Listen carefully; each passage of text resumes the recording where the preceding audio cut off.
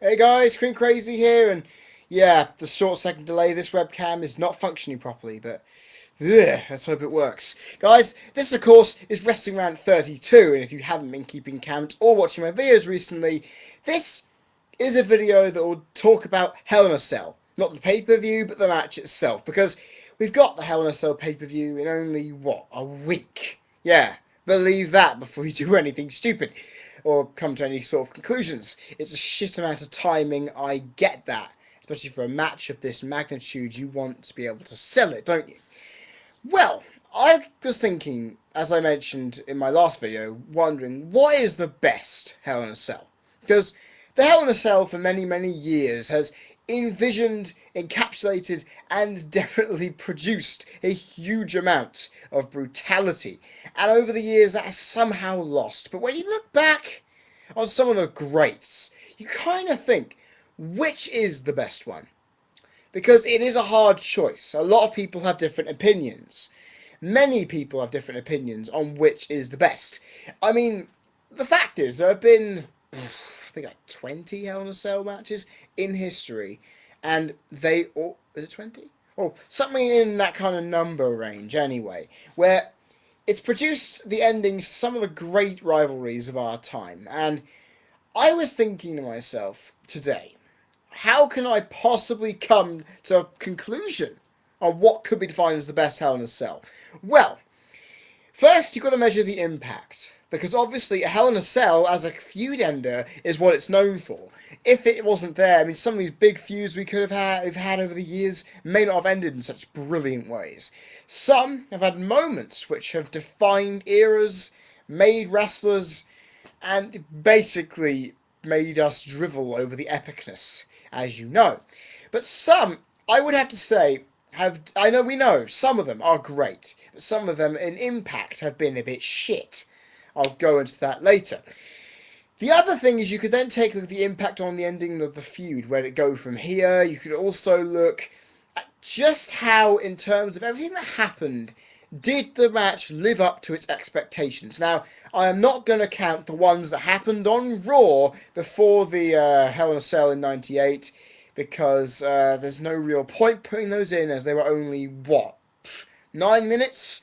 And that's gimmick oversell, much like TNA did with the ladder match back in 2009/10. So you kind of get my drift that it's not really worth counting those. Starting off with the worst ones, though, I need to point that out. The worst one, I would probably go without a shadow of a doubt for saying, it would probably be the CM Punk Undertaker one from the Hell in a Cell pay-per-view, or, predominantly saying this, the Big Boss Man Undertaker match from WrestleMania 15. Now, the Undertaker CM Punk match is simple. It was a squash match where Punk didn't really get too much of offense. And in all fairness, because apparently he disrespected the Undertaker backstage and makes sure of it, nothing much really happened at all, and it was a complete waste of our time. The other, well, think about it this way. It was basically Undertaker beating the crap out of Boss Man, and then, of course, the impactful moment, which is very negative, which is Boss Man getting hung from the roof of the thing at the end. Now, I can tip my hat off to Big Boss Man, the late, great Big Boss Man, for willing to take such a risky stunt, but when you look back on it, you think, was it really necessary? It's late. It actually defines WrestleMania 15 as being a shit event. So, because it basically highlights wrestle crap to its highlight it there. So yeah, it kind of works out. The other one, which I could also kind of point out there as being one of the worst non-Hell in a Cell pay-per-view ones. Anyway, would probably have to be Kevin Nash Triple H. Well, mostly because you still had this overbearing feeling of Triple H winning, even though, well, it's Triple H. I would probably say that one wasn't a very good one. It had some intensity on it, and it shows that Kevin Nash can work a good feud. But I don't know. I always got a really bad aura from that match. I always have done. I always felt the sledgehammer was always going to be impactful, that Evolution would help him. You know, it always kind of went out there. Mick Foley being in the cell was good, but it still didn't affect much. I mean, sure, interweaving Foley kind of made Nash not appear on TV much in the build-up, which wasn't a good thing. But yeah, it to me wasn't the best example of what Hell in a Cell can do. But now we go on to the best ones. The best. Trying to now think how many I've got off the top of my head. 1, 2, 3, 4. About 5 I've got off the top of my head here that come into my mind as being the best. And I'm going to try and figure out which one is by the end of the video. First up is, of course, the first match. Undertaker, Shawn Michaels from Bad Blood 97. Now, a lot of you out there are probably saying to me right now, shouting at this screen, thinking that's the best one. Because it was the first one. It set the bar. Well, it did set the bar, because it was quite a violent matchup. And also was spearheaded by 2 moments. No, 3 moments of sheer what the fuck. Which is 1, Shawn Michaels being speared head first into the like a javelin into the cell wall outside. Shawn then getting his hand stepped on and falling off through the announce table, which, to be honest, paled in comparison to the next year. And then, of course, you got the impactful, incredible debut of Kane. So, because it was the benchmark, it was the trendsetter for this entire gimmick match, you can kind of put it up there, can't you? Because without that match, without the impact, oh, plus, it got a 5-star from Dave Meltzer. That's enough. It was actually great psychology in that match. Fantastic stuff. And you know what? I would say it is one of the best. Watch it if you haven't seen it, because it is a great match. You'll see why Dave Meltzer gave it 5-star when you look at it. But still, do you look at other ones here? The second being of course, the infamous, or famous, depending on which way you look at it, Mankind Undertaker from, of course, King of the Ring 98, which was, in my opinion, a very poor, not very poor pay-per-view, but it was a pay-per-view where it was a bit lopsided. Where some matches were great, some were shit, but this was great. I mean, it was the match. If the first one was the trendsetter, this was the one that made you go, yeah, this is a fantastic match, best ever gimmick match, whatever. Because this, of course, many moments in this are great, but there's only a few that you can bloody remember. Actually, I could name them all. Foley, of course, going up the top of the cell and staring. Undertaker going up after him, Foley being thrown off, getting off the stretcher, going back up, being chokeslammed through to the ring. Great. The smile, Mick Foley's smile, which, to be honest, if you didn't know, wasn't meant to happen. Then, of course, him being chokeslammed and tombstoned on thumbtacks. Kinda embodied the sense of violence in this match to unprecedented heights. You know what I mean? It doesn't get any more violent than that. The next one on my list, well, in plain blindsight, would be the Armageddon Hell in a Cell, because all madness broke loose in that match. All madness broke loose. Because if you're going to pick 5 of the greatest WWE stars of all time, and Rikishi, bit of an odd guy in there, but of course, if you don't know your stuff, he did, of course, run over Stone Cold. It makes perfect sense. It was a match where, I remember I said this previously, I watched it with my friend before I went to go see Rush earlier this year. And we were just literally going completely mental because it was all over the place. The cars used in the stage were used in it. The truck, it was of course McMahon and Briscoe and Patterson pulled out a truck to try and tear the thing down. And it was madness all over the place. And of course the everlasting image of Rikishi being chokeslammed. Oh God, all the way in. It was fantastic. And it was a great match. Great match. It highlighted again what brilliance this can have with more than 2 guys in it, which hopefully will say to the WWE, thank fuck we put Del Rio, Cena and Punk all in the same match, because that's a damn good one. Good idea for that. I actually applaud WWE on that. It wasn't my idea though, of having Christian, Sheamus, Henry and Orton in one match, but all's fair in war, isn't it? Then I was conflicting of whether to put Triple H Shawn Michaels or Triple H Mick Foley, or Cactus Jack if you want to be specific. I actually decided, even though I love the Triple H Shawn Michaels one for the end all, really, of my favourite feud of all time, I really thought that Foley Triple H had a lot more impact.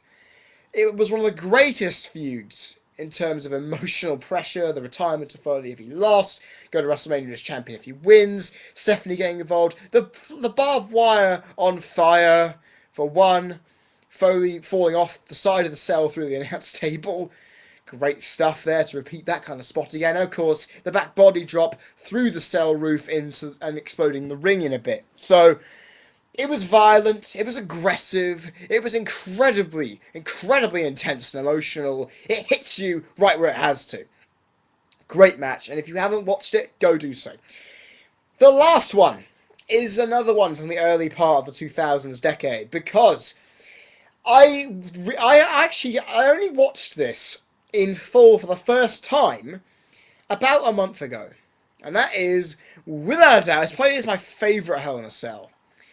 Brock Lesnar Undertaker. Because if you don't know why this match is so great, look it up. Because Undertaker does the manliest blade job known to man. Because he literally, blood is pouring from his face, for God's sake. No wonder blade jobs are fucking dangerous, because his face was a crimson mask within a couple of seconds. And because obviously you've got Lesnar to beat the shit out of you, it's going to be intense, isn't it?